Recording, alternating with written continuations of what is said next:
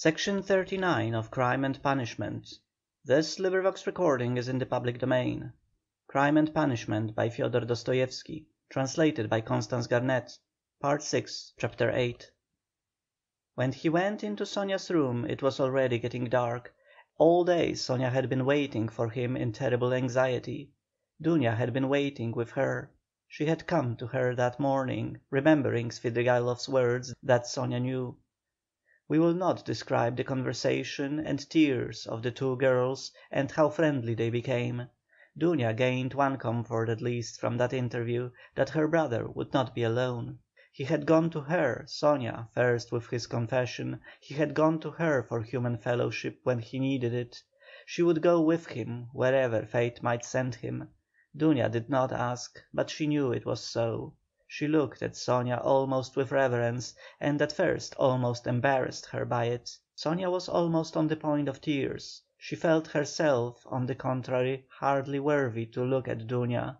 Dunya's gracious image, when she had bowed to her so attentively and respectfully at their first meeting in Raskolnikov's room, had remained in her mind as one of the fairest visions of her life. Dunya at last became impatient, and, leaving Sonia, went to her brother's room to await him there. She kept thinking that he would come there first. When she had gone, Sonia began to be tortured by the dread of his committing suicide, and Dunya too feared it. But they had spent the day trying to persuade each other that could not be, and both were less anxious while they were together. As soon as they parted, each thought of nothing else. Sonia remembered how Svidrigaïlov had said to her the day before that Raskolnikov had two alternatives, Siberia or... Besides, she knew his vanity, his pride, and his lack of faith. "Is it possible that he has nothing but cowardice and fear of death to make him live?" she thought at last in despair. Meanwhile the sun was setting. Sonia was standing in dejection, looking intently out of the window, but from it she could see nothing but the unwhitewashed blank wall of the next house. At last, when she began to feel sure of his death, he walked into the room. She gave a cry of joy, but looking carefully into his face she turned pale. "Yes," said Raskolnikov, smiling. "I have come for your cross, Sonia. It was you told me to go to the crossroads. Why is it you are frightened now it's come to that?" Sonia gazed at him astonished. His tone seemed strange to her. A cold shiver ran over her, but in a moment she guessed that the tone and the words were a mask. He spoke to her looking away, as though to avoid meeting her eyes. "You see, Sonia, I've decided it would be better so. There is one fact, but it's a long story and there's no need to discuss it. But do you know what angers me? It annoys me that all those stupid, brutish faces will be gaping at me directly, pestering me with their stupid questions, which I shall have to answer. They'll point their fingers at me. Phew, you know I'm not going to Porafidi. I am sick of him. I'd rather go to my friend, the explosive lieutenant. How I shall surprise him, what a sensation I shall make. But I must be cooler. I've become too irritable of late. You know I was nearly shaking my fist at my sister just now, because she turned to take a last look at me. It's a brutal state to be in. What am I coming to? Well, where are the crosses?" He seemed hardly to know what he was doing. He could not stay still or concentrate his attention on anything. His ideas seemed to gallop after one another. He talked incoherently. His hands trembled slightly.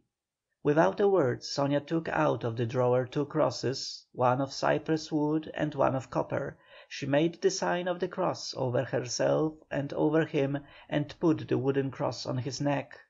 "It's the symbol of my taking up the cross." He laughed. "As though I had not suffered much till now. The wooden cross, that is the peasant one.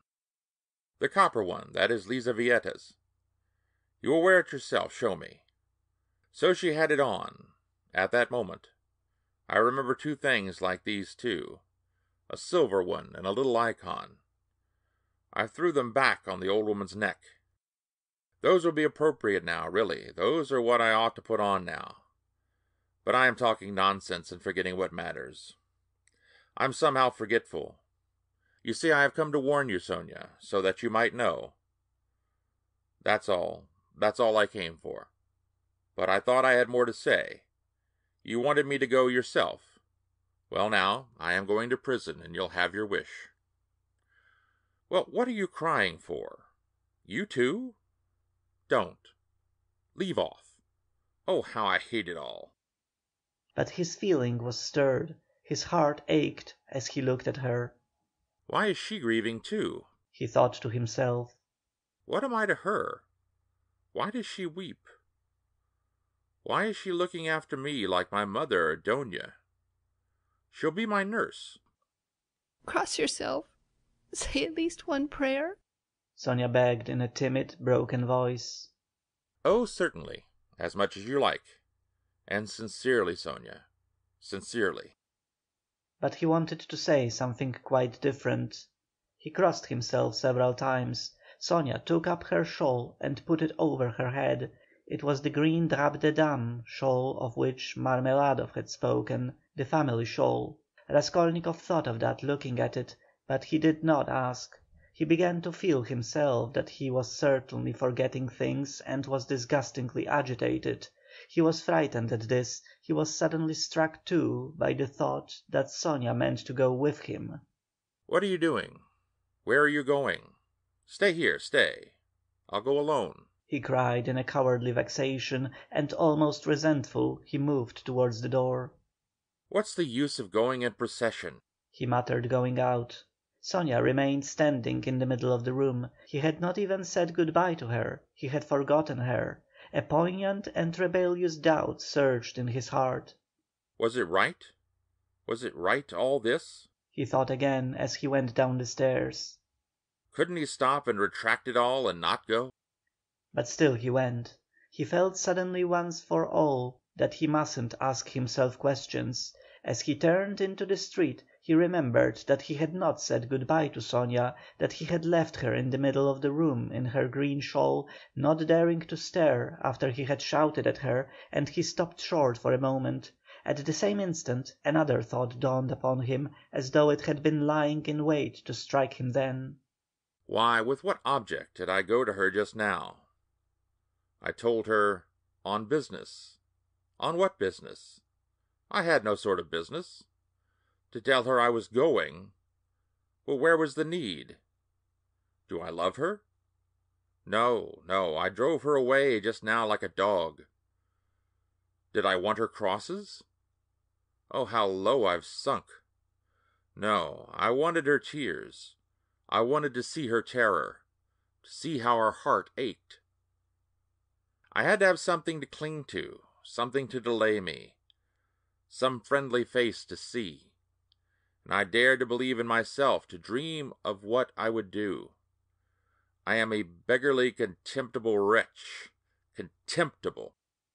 He walked along the canal bank, and he had not much further to go, but on reaching the bridge he stopped, and turning out of his way along it, went to the Haymarket. He looked eagerly to right and left, gazed intently at every object, and could not fix his attention on anything. Everything slipped away. In another week, another month, I shall be driven in a prison van over this bridge. How shall I look at the canal then? I should like to remember this. Slipped into his mind. Look at this sign. How shall I read those letters then? It's written here, Campany. That's a thing to remember, that letter A, and to look at it again in a month. How shall I look at it then? What shall I be feeling and thinking then? How trivial it all must be. What am I fretting about now? Of course, it must all be interesting in its way. What am I thinking about? I am becoming a baby. I am showing off to myself. Why am I ashamed? Phoo! How people shove that fat man, a German he must be, who pushed against me. Does he know whom he pushed? There's a peasant woman with a baby begging. It's curious that she thinks me happier than she is. I might give her something for the incongruity of it. Here's a 5-kopeck piece left in my pocket. Where did I get it? Here, take it, my good woman. God bless you. the beggar chanted in a lachrymose voice. He went into the Haymarket. It was distasteful, very distasteful to be in a crowd, but he walked just where he saw most people. He would have given anything in the world to be alone, but he knew himself that he would not have remained alone for a moment. There was a man drunk and disorderly in the crowd. He kept trying to dance and falling down. There was a ring around him. Raskolnikov squeezed his way through the crowd, stared for some minutes at the drunken man, and suddenly gave a short, jerky laugh. A minute later he had forgotten him and did not see him, though he still stared. He moved away at last, not remembering where he was. But when he got into the middle of the square an emotion suddenly came over him, overwhelming him body and mind. He suddenly recalled Sonia's words. Go to the crossroads, bow down to the people, kiss the earth, for you have sinned against it too, and say aloud to the whole world, I am a murderer. He trembled remembering that, and the hopeless misery and anxiety of all the time, especially of the last hours, had weighed so heavily upon him that he positively clutched at the chance of this new, unmixed, complete sensation. It came over him like a fit. It was like a single spark kindled in his soul and spreading fire through him. Everything in him softened at once, and the tears started into his eyes. He fell to the earth on the spot. He knelt down in the middle of the square, bowed down to the earth, and kissed that filthy earth with bliss and rapture. He got up and bowed down a second time. "He's boozed," a youth near him observed. There was a roar of laughter. "He's going to Jerusalem, brothers, and saying goodbye to his children and his country. He's bowing down to all the world and kissing the great city of St. Petersburg and its pavement," added a workman who was a little drunk. "Quite a young man, too," observed a third. "And a gentleman," someone observed soberly. "There's no knowing who's a gentleman and who isn't nowadays." These exclamations and remarks checked Raskolnikov, and the words "I am a murderer," which were perhaps on the point of dropping from his lips, died away. He bore these remarks quietly, however, and without looking round he turned down a street leading to the police office. He had a glimpse of something on the way which did not surprise him, he had felt that it must be so. The second time he bowed down in the Haymarket, he saw, standing 50 paces from him on the left, Sonia. She was hiding from him behind one of the wooden shanties in the market place. She had followed him then on his painful way. Raskolnikov at that moment felt and knew once for all that Sonia was with him for ever, and would follow him to the ends of the earth, wherever fate might take him. It wrung his heart, but he was just reaching the fatal place. He went into the yard fairly resolutely. He had to mount to the third story. I shall be some time going up, he thought. He felt as though the fateful moment was still far off, as though he had plenty of time left for consideration. Again the same rubbish, the same eggshells lying about on the spiral stairs, again the open doors of the flats, again the same kitchens and the same fumes and stench coming from them. Raskolnikov had not been here since that day. His legs were numb and gave way under him, but still they moved forward. He stopped for a moment to take breath, to collect himself, so as to enter like a man. But why? What for? He wondered, reflecting. If I must drink the cup, what difference does it make? The more revolting the better. He imagined for an instant the figure of the explosive lieutenant, Ilya Petrovich. Was he actually going to him? Couldn't he go to someone else? To Nicodim Fomitch? Couldn't he turn back and go straight to Nicodim Fomitch's lodgings? At least then it would be done privately. No. To the explosive lieutenant. If he must drink it all at once. Turning cold and hardly conscious, he opened the door of the office. There were very few people in it this time, only a house porter and a peasant. The doorkeeper did not even peep out from behind his screen.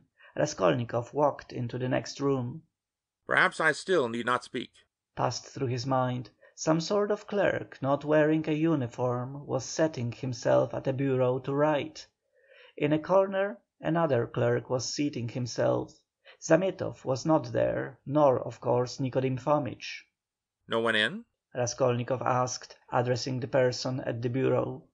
Whom do you want?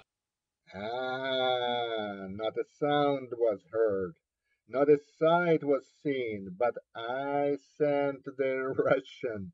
How does it go on in the fairy tale? I've forgotten.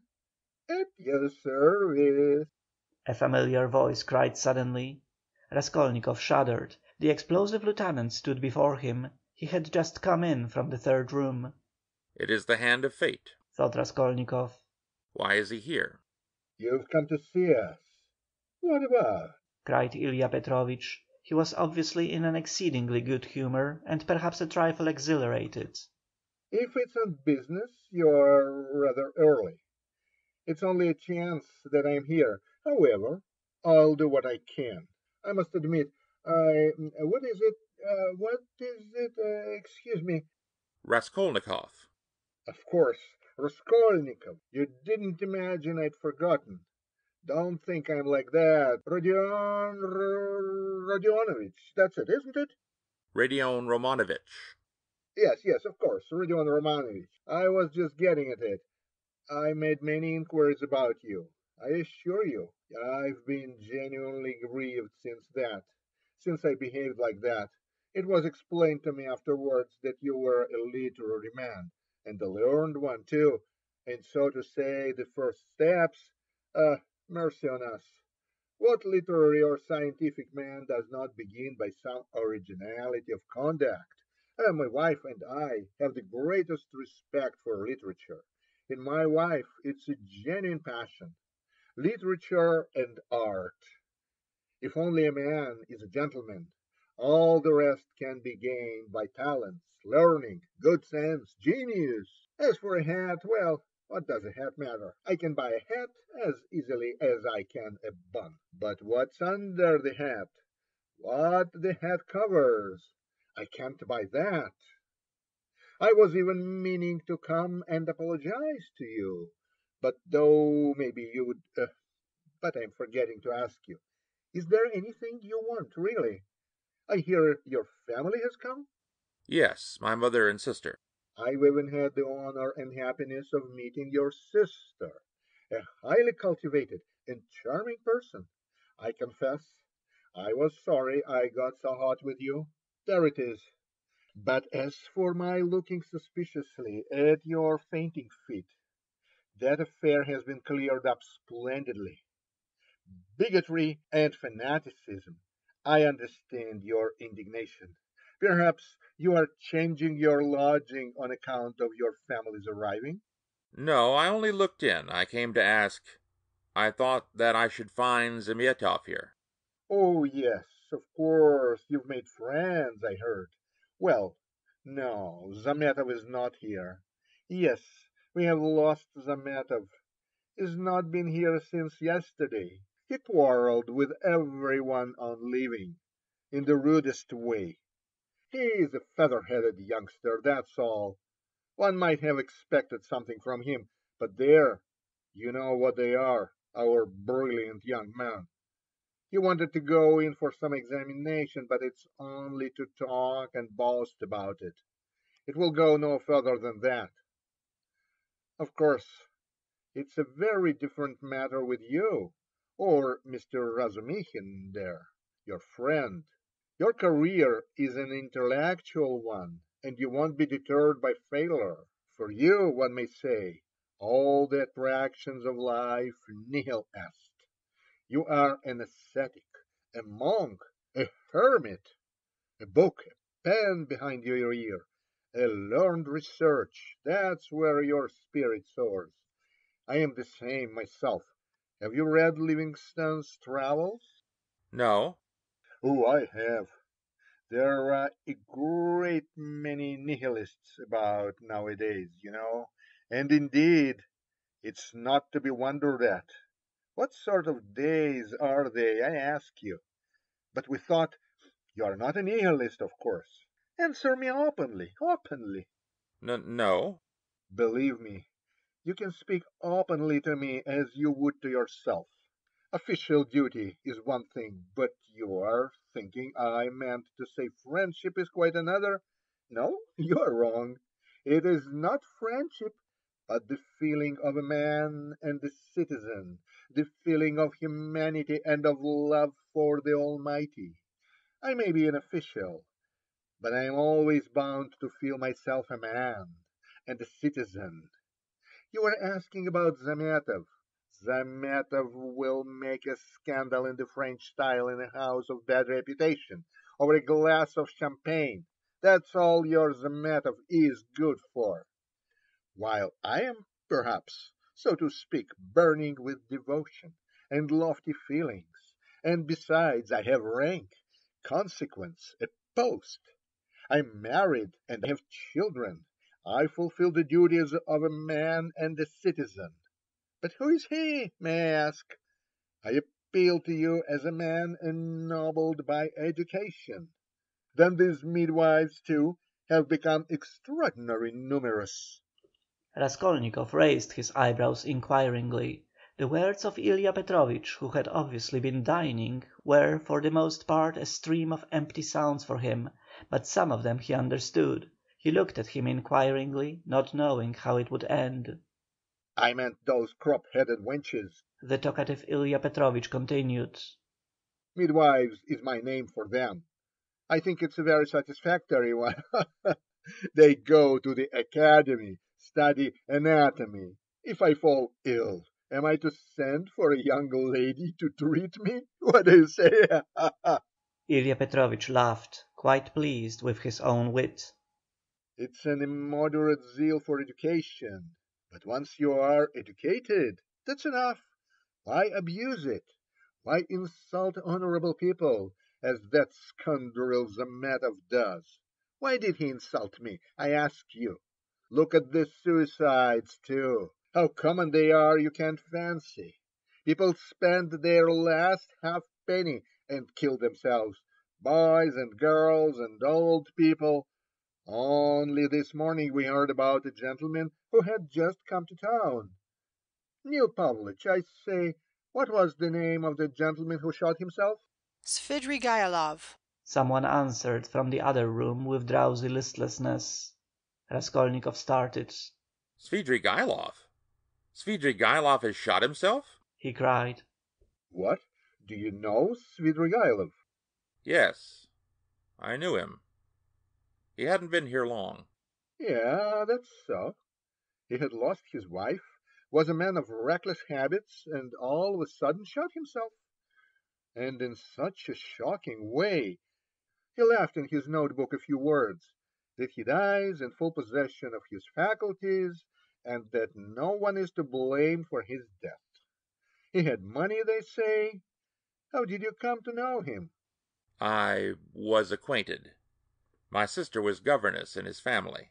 Ba, ba, ba. Then no doubt you can tell us something about him. You had no suspicion? I saw him yesterday. He was drinking wine. I knew nothing. Raskolnikov felt as though something had fallen on him and was stifling him. You've turned pale again. It's so stuffy here.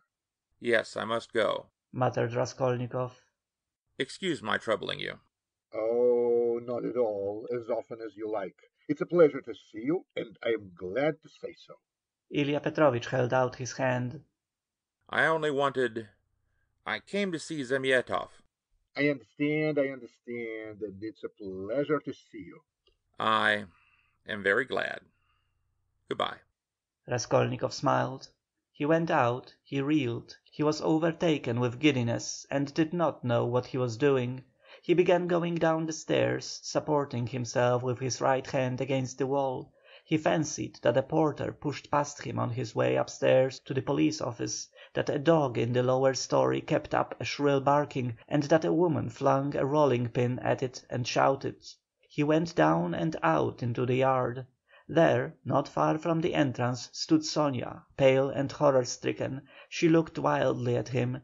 He stood still before her. There was a look of poignant agony, of despair in her face. She clasped her hands. His lips worked in an ugly, meaningless smile. He stood still a minute, grinned, and went back to the police office. Ilya Petrovich had sat down and was rummaging among some papers. Before him stood the same peasant who had pushed by on the stairs. Hello, back again. Have you left something behind? What is the matter? Raskolnikov, with white lips and staring eyes, came slowly nearer. He walked right to the table, leaned his hands on it, tried to say something, but could not, only incoherent sounds were audible. You're feeling ill. A chair. Here, sit down. Some water?